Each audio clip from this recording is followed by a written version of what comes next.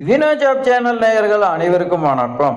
நாம இந்த வீடியோல கிராம ஊராட்சி செயலாளருக்கான நேர்காணல் பத்தி பார்க்க போறோம். 12/12/2025 நேர்காணல் நடைபெறுமா அப்படின்னு எல்லாத்தையுமே ஒரு கொஸ்டின் மார்க் இருந்துச்சு. அதுக்கு நிறைய சப்ஸ்கிரைபர் கேட்டிருந்தீங்க, நேர்காணல் தள்ளி வைப்பாங்களான்னு. நீங்க கேட்ட மாதிரியே அவங்க தள்ளி வச்சுட்டாங்க. 12/12/2025 அன்று நடைபெற இருந்த நேர்காணல் தள்ளி வைக்கப்பட்டது. அதுக்கு யார் காரணம்? யார் அந்த 5 பேரு? என்னதான் காரணம்? நாம அடுத்து என்ன செய்ய வேண்டும்? எதனால தள்ளி வச்சாங்க? இந்த கிராம ஊராட்சி செயலாளர்ல பல குளறுபடி எல்லாம் இருக்குன்னு சொல்றாங்க. அதெல்லாம் என்னங்கிறது நான் இந்த வீடியோல சொல்றேன். இந்த வீடியோ ஸ்கிப் பண்ணா ஃபுல்லா எண்ட் வரைக்கும் பாருங்க. இப்போ வாங்க விரிவா பார்க்கலாம். இதுதான் நம்மளுடைய டிஎன்ஆர்டியோடைய வெப்சைட். இதுல நேர்காணல் டவுன்லோட் பண்றதுக்கான கால் லெட்டர் கொடுத்திருந்தாங்க. தற்போது அதை எடுத்துட்டு திடீர்னு ஒரு அறிவிப்பு கொடுத்திருக்காங்க. என்னன்னு நிறைய பேருக்கு தெரிஞ்சிருக்கோம், இருந்தாலும் நம்ம பார்க்கலாம். 12/12/2025 நடைபெற இருந்த ஊராட்சி செயலாளர் பதவிக்கான நேர்காணல் நிர்வாக காரணங்களுக்காக ஒத்தி வைக்கப்படுகிறது. நேர்காணல் மறு தேதி பின்னர் அறிவிக்கப்படும் ஒரு செய்தியை எப்பனா 11/12/2025 ஈவினிங் டைம்ல வெளியிட்டாங்க. ஸோ எல்லாத்துக்குமே மிகப்பெரிய ஏமாற்றம்னு சொல்லலாம். கால் லெட்டர் வந்தீங்க எல்லாத்துக்குமே மிகப்பெரிய ஏமாற்றம்னு சொல்லலாம். அது கீழே இன்னொன்னு கொடுத்துருக்காங்க பாருங்க, ரேங்க் லிஸ்ட் கொடுத்துருக்காங்க பாருங்க. Ranking short list candidate for interview for the post panchayat செக்ரட்டரின்னு கொடுத்துருக்காங்க. இதை கிளிக் பண்ணீங்களா உங்களுடைய மாவட்டத்தில் உங்க மேலே எத்தனை மார்க் இருக்குது, இந்த மாதிரி நிறைய டீட்டெயில்ஸ் வந்து பார்த்தீங்கன்னா அதில் கொடுத்துக்கிறாங்க, தெரிஞ்சுக்கலாம். அதை நாம இன்னொரு வீடியோவில் விரிவாக பார்க்கலாம். அதே மாதிரி பல குளறுபடி நடந்துக்குது, அதனால தான் ரத்து செஞ்சதா சொல்லி கொடுத்துருக்காங்க. இந்த நேர்காணல் 12/12/2025 தமிழகம் முழுவதும் நடைபெறும் சொல்லியிருந்தாங்க. அப்போ ஒருத்தர் 3 மாவட்டம் 4 மாவட்டம் 5 மாவட்டம் வரைக்கும் செலக்ட் ஆயிருக்கிறதா சொல்லி கொடுத்துருக்காங்க. ஒரு 498 இந்த மார்க் எடுத்திருப்பாங்க. 2-3 மாவட்டத்துக்கு போட்டிருப்பாங்க. 2-3 மாவட்டத்துலையும் ஷார்ட் லிஸ்ட் ஆகி அவங்க ஃபர்ஸ்ட்ல வந்திருப்பாங்க. ஸோ இதுல என்னதான் பிரச்சனைனா, அவங்க அட்டன் பண்ணக்கூடியது ஒரு மாவட்டம், மீதி 3-4 மாவட்டம் வேஸ்ட் தான். அதில் வந்து பார்த்தீங்கன்னா குளறுபடி இருக்குது. இதனால நிறைய பேருக்கு வாய்ப்பு கிடைக்காத போகுது அப்படின்னு வந்து பார்த்தீங்கன்னா அதுவும் ஒரு குளறுபடி.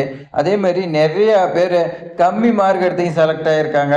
இந்த மாதிரி நிறைய பிரச்சனை வந்து பார்த்தீங்கன்னா நிறைய சொல்லிட்டு இருக்காங்க. இன்னொன்று வந்து பார்த்தீங்கன்னா அதிகாரிகள் தொடர்பு கொண்டு கேட்கும்போது அவங்க என்ன சொல்கிறாங்கன்னா, இந்த எஸ்சிஆர் ஃபார்ம் அதே மாதிரி மழை காலம் அதே மாதிரி விண்ணப்பிச்சு இந்த அப்ளிகேஷன் ப்ராசஸ்லாம் பண்ணுறதுக்கு டைம் கிடையாது. அதிகாரி எல்லாமே வேற ஒர்க்கு பார்த்துக்கிட்டு இந்த ஒர்க்கு பொறுத்த வரைக்கும் எல்லாமே அவசரத்துல பண்ணதுனால பல குளறுபடிகள்லாம் இருக்குது அப்படின்னு சொல்றாங்க.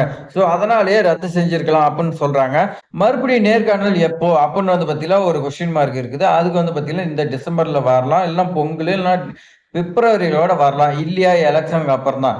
என்னன்னா மறுபடியும் ஒருவேளை இந்த நோட்டிபிகேஷனை ரத்து செஞ்சு மீண்டும் புதிதா விடலாம், இல்ல விண்ணப்பிச்சு இதையே மறுபடியும் எல்லாமே ஏ டு ஜெட் வரைக்கும் மறுபடியும் ஃபர்ஸ்ட்ல இருந்து எல்லாமே செக் பண்ணி கரெக்ட் பண்ணி மறுபடியும் இன்றைக்கான கால் லெட்டர் வரலாம். இது வரைக்கும் வராதவங்களுக்கு கூட அதெல்லாம் வாய்ப்பு கிடைக்கலாம். ஸோ அதனால நமக்கு வாய்ப்பு கிடைக்கலன்னா நீங்க வருத்தப்படாதீங்க, மீண்டும் கிடைக்கிறதுக்கு அதிக வாய்ப்பு இருக்குது.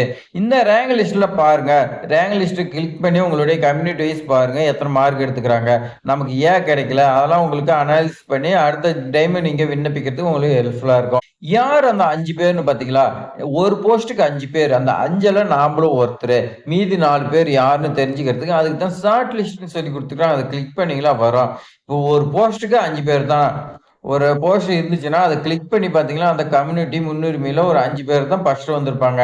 அவங்களோட தான் நீங்க இன்டர்வியூ போட்டி போட போறீங்க. இதுல நாம அடுத்து செய்ய வேண்டியது என்னன்னு பாத்தீங்களா, நாம இன்றைக்கு ப்ரிப்பேர் ஆயிட்டுக்கலாம். வேற ஜாப் வந்தாலும் நம்ம அதை ட்ரை பண்ணலாம். ஸோ அதனால யாருமே வருத்தப்பட்டுக்கிட்டு இருக்க வேண்டாம். நம்ம இதெல்லாம் கடந்து நம்ம அடுத்தடுத்து போனா மட்டும்தான் நம்மளுடைய லைஃப்ல சாதிக்க முடியும். இதையே வருத்தப்பட்டுக்கிட்டு இருந்தா வேற ஜாப் டிஎன்பிஎஸ் எல்லாம் வந்துக்குது, எல்லாமே ட்ரை பண்ணுங்க.